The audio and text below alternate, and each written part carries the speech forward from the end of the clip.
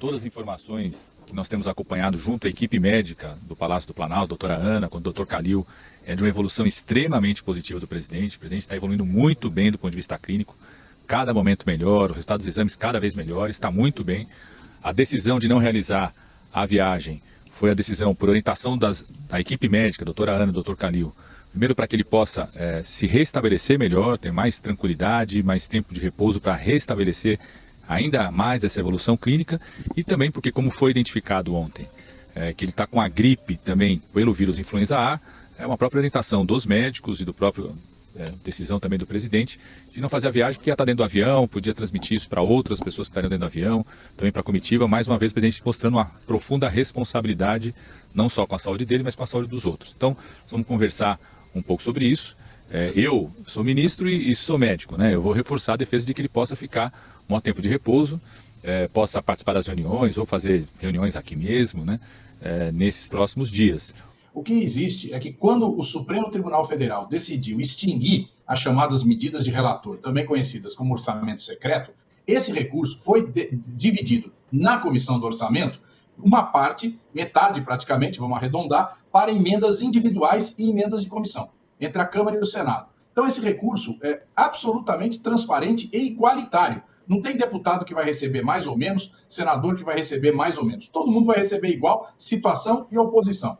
E a outra parte, a outra metade, ela ficou com o governo. O governo vai executar o seu orçamento, né, vai poder executar o orçamento, principalmente na saúde, na educação e na assistência social, a partir desses recursos. Né? Também é importante dizer que o governo retomou Minha Casa Minha Vida, com esses recursos de cerca de 9 bilhões e meio, né, que fazem parte dessa antiga emenda de relator. Portanto, não há nada que se possa dizer que o governo está utilizando as emendas para obter maioria. Absolutamente isso não é verdade.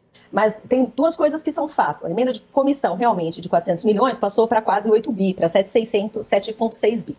E a metade, na verdade, a divisão foi diferente. A divisão, nós pegamos os 19 bi que eram de emenda de relator, metade foi distribuída entre deputados e senadores, dessa forma transparente e tudo mais, como o deputado Zaratini falou. A outra metade foi para o Executivo, na emenda RP2, mas uma emenda realmente que é para atender parlamentares, é o RP2 carimbado. Então isso vai ser feito via ofício para o Ministério. Inclusive saiu uma notícia, né, um artigo, inclusive, de um jornalista, falando que isso seria recebido pelo ministro Padilha, via ofício. Então a minha pergunta aqui para o deputado Carlos Zaratini, até porque eu fiz uma introdução, nem atacando o governo A ou o governo B, eu estou falando de um modus operandi que existe, e até as paredes sabem, como será a transparência desses ofícios, quais são os critérios que vão ser usados para contemplar deputado A ou deputado B, e assim, aí a questão da emenda de comissão, eu também quero fazer um comentário para o deputado Zaratini, que seria muito bom se realmente os critérios fossem temáticos da comissão, indicado por critérios técnicos. Mas a pergunta é, se resolverem cobrar ônibus escolar, todos os deputados vão poder indicar ou só aqueles que votam a favor de pautas do governo? Essa é a minha pergunta, Zaratini. Absolutamente. Veja só, o Ministério da Educação acabou de liberar milhões de reais para a retomada de obras de escolas e creches paradas. Né? E aí não foi perguntado qual é o município, quem governa o município, se é da situação da oposição, se não teve ofício de nenhum deputado, de nenhum senador. Foi absolutamente transparente, porque todas as obras que tinham condições de ser reiniciadas foram reiniciadas, foi dado o start.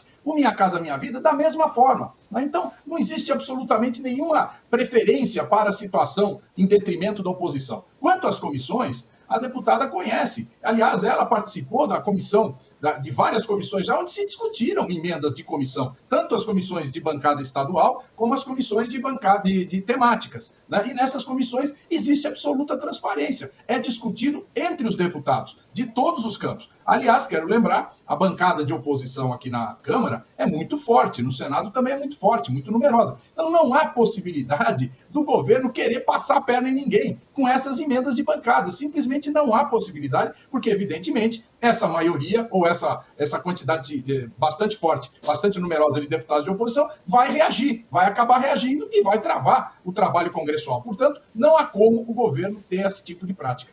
Olha só, as emendas como ela bem falou aqui, as emendas de comissão, agora ela reconheceu, as emendas de comissão têm transparência.